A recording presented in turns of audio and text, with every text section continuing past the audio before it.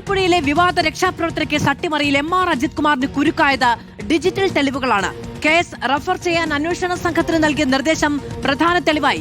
Case refer ചെയ്യാൻ മുഖ്യമന്ത്രിയുടെ office പറഞ്ഞതായാണ് സന്ദേശം അയച്ചത്. അന്വേഷണ ഉദ്യോഗസ്ഥന്മാരുടെ മൊഴികളും കുരുക്കായി. കേസ് റഫർ ചെയ്യാൻ MR അജിത് കുമാർ നിരന്തരം സമ്മർദ്ദം ചെലുത്തിയതായും SITക്ക് മൊഴികൾ ലഭിച്ചു.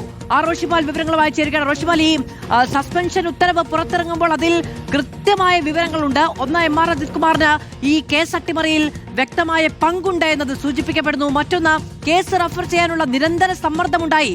അതിന് മുഖ്യമന്ത്രിയുടെ ഓഫീസിൽ നിന്നുള്ള നേരിട്ടുള്ള നിർദ്ദേശമുണ്ട് എന്നതടക്കം ഈ ഉദ്യോഗസ്ഥരെ പറഞ്ഞു ബോധിപ്പിക്കുകയും ചെയ്തു.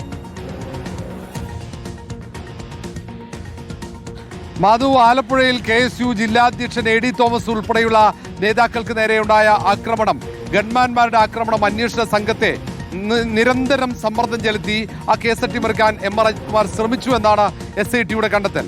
ഇത് സംബന്ധിച്ച് ഏറ്റവും പ്രധാന തെളിവായി വന്നത് MR അജിത് കുമാർ അന്വേഷണ സംഘത്തിന് അയച്ച സന്ദേശമാണ്.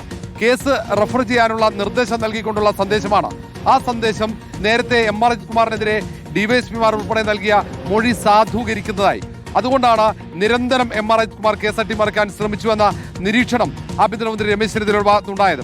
അതുകൊണ്ട് തന്നെ ഈ കേസിന്റെ അന്വേഷണ പുരോഗതി അതൃപ്തി രേഖപ്പെടുത്തുന്നു MR അജിത് കുമാർ. മാത്രവുമല്ല, കേസിന്റെ ഓരോ ഘട്ടത്തിലും ആ കേസ് എത്രയും പെട്ടെന്ന് അവസാനിപ്പിച്ച റിപ്പോർട്ട് കോടതി കൈമാറാൻ അവർക്ക് സമ്മർദ്ദം നൽകിയായിരുന്നു. മാത്രവുമല്ല, പിന്നീട് ADGPയുടെ ഓഫീസിൽ 2 ഗ്രേഡ് SIമാരും കേസ് അട്ടിമറിക്കാനുള്ള സമ്മർദ്ദം ചെലുത്തി ഉദ്യോഗസ്ഥന്മാർക്കെന്ന മൊഴിയുണ്ട്. ഇതടക്കം ഉൾപ്പെടുത്തിക്കൊണ്ട് നൽകിയ SIT റിപ്പോർട്ട് അത് വിശദമായി പരിശോധിച്ചാണ് ആഭ്യന്തരമന്ത്രി രമേശ് ചെന്നിത്തല നടപടി സ്വീകരിക്കാൻ തീരുമാനിച്ചത്. ഇനി 5 ഉദ്യോഗസ്ഥന്മാർക്കെതിരെ കൂടി നടപടി ഉണ്ടാകും. അതിൽ 3 DYSPമാരാണ്, 2 ഗ്രേഡ് SIമാരാണ്. ഇവർക്കെതിരെ വകുപ്പ് തല നടപടിക്ക് നിർദ്ദേശം ആഭ്യന്തരമന്ത്രി രമേശ് ചെന്നിത്തല DGPക്ക് നൽകിയിട്ടുണ്ട്. വൈകാതെ തന്നെ ഇവർക്കെതിരെയും നടപടി ഉണ്ടാകും.